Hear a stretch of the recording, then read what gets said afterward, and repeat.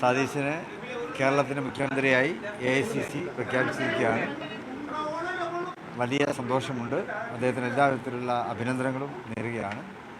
ഞങ്ങൾ നേരത്തെ തന്നെ പറഞ്ഞതാണ്, കോൺഗ്രസ് ഹൈക്കമാൻഡിൻ്റെ തീരുമാനമാണ് പ്രധാനമായിട്ടുള്ളത്. ഹൈക്കമാൻഡ് തീരുമാനിച്ചു.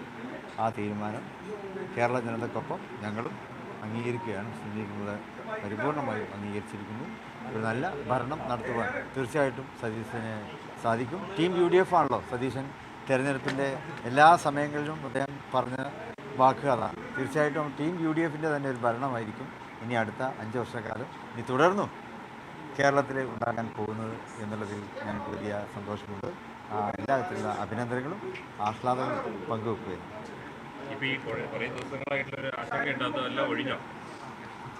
സ്വാഭാവികമാണല്ലോ.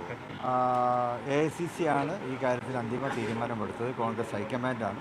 ഹൈക്കമാൻഡ് ഈ കാര്യത്തിൽ ജനാധിപത്യപരമായിട്ടുള്ള എല്ലാ കാര്യങ്ങളും അവർ പരിശോധിച്ചുകൊണ്ടിരുന്നു. MP-മാർ, MLA-മാർ, എല്ലാ ജനാധിപത്യ പ്രക്രിയകളും അവർ വിശദമായിട്ട് തന്നെ അവർ ചർച്ച ചെയ്തു.